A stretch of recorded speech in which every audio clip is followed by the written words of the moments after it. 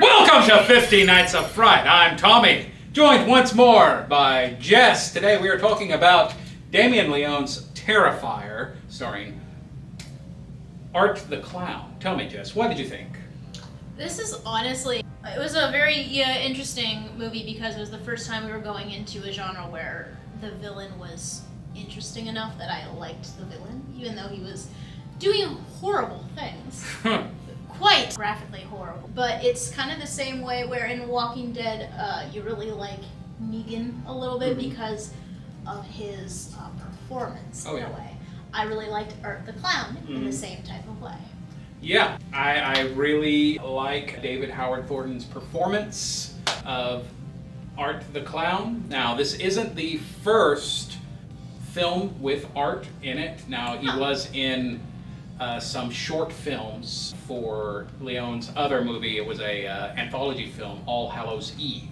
Now that's where Art first kind of appeared. There was a different actor playing Art in those. But since the first Terrifier, it's been the same actor in all of them, which is great. I love it whenever a horror series manages to keep the same actor in the role multiple times for multiple iterations, because it just helps build on to the physicality of the performance.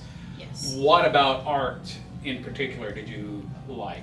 He just, he wasn't the same as, say, Pennywise is I mean, of course Terrifier is scary in his own way, but Terrifier quite literally made me think of a theater clown. Okay. Like a clown that would have come from clown school. Well, funnily enough, yes, the actor that plays Art went to clown school. He learned, he knows how to be a mime. Okay. And mimes are just clowns that can't talk. Well, this guy does a lot with what he doesn't say. He fills in the blanks with, well, this was pretty much the goriest horror movie on the list. It is up there. It definitely is. It's the goriest one that I've seen on the list, and it's to the point where I saw Terrifier 2 actually before seeing this one. Okay. And I was warned beforehand. I don't think you're going to be able to handle it. It's really intense. Guilty as charged. I actually really like gore horror movies. I think they're really interesting. I don't know why, but I enjoy them. I really enjoyed this movie, and it was really cool seeing kind of the background, because the opening scene with the lady with the eyes, that was just, they really did their due diligence on making her a scary character, even though she was technically a victim of Art. Yeah. They reversed it and turned her into attacking the other woman, which that was, and I really liked that as the opening. Wait till you watch Terrifier 3. Does she come back? Spoilers. As I was saying, part of what I really love about Art is the physicality of the role, and you can tell by the performance there is that history of mimery, of miming, because he is completely silent. Other slashers, like, say, Jason and Michael Myers, they're silent, but the performance comes more from their raw power, being able to overpower their victims, so to speak. Art, you never really feel like he would win in a straight up fist fight with someone, but he uses more of his bag of tricks, I would say. For this man to be so complex throughout the entire film, and then switch up on us, and I was not expecting. Oh, well, it has one of, I think, one of the goriest executions in there, where I think when the lady is hanging upside down is the one that everyone thinks of, and he... Oh, yes. Yeah. But I will say, for it to be so extravagant throughout the entire thing, and then there be just a gunshot at the end, and be like, you think I'm gonna do all that? No, I'm gonna win. I know I'm gonna win by this.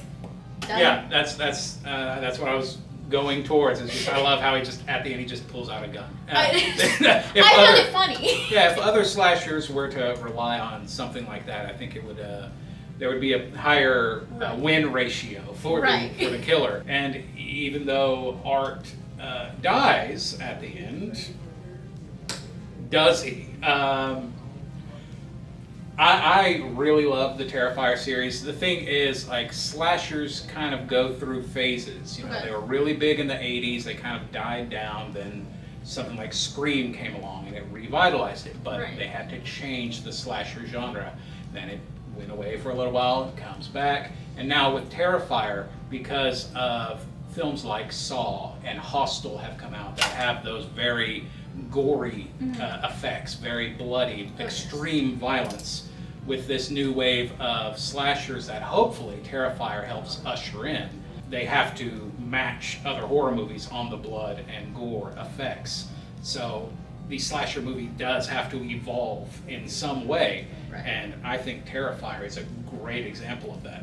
I think something interesting is, even from an outside perspective, before joining this list on this entire series, I knew Terrifier. Everyone knows Terrifier because it is a shock factor gore series. Yeah. It is kind of the thing where see how strong of a stomach you have before you go into the theater.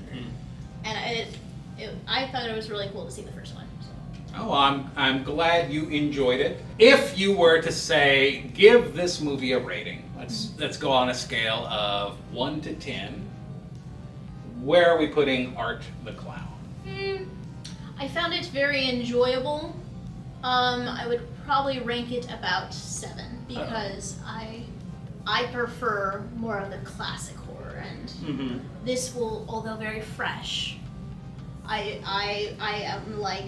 liked 2 better than I liked 1, so I'm gonna give it a 7. Okay, not bad.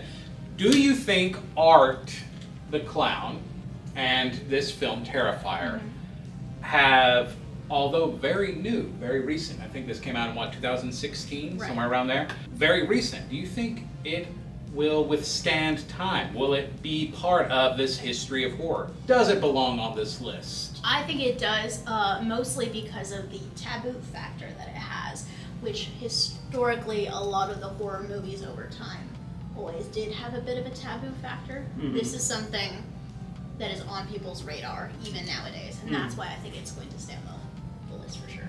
Okay, well, you heard it here. If you haven't seen Terrifier, go out and check it out. Of course, Terrifier 2, Terrifier 3 just came out. We're looking forward to Terrifier 4. I'm definitely a big fan. 50 Nights of Fright is almost over. Thank you so much for joining us on this legendary journey through horror. Be sure to tune in tomorrow, where we watch In the Mouth of Madness.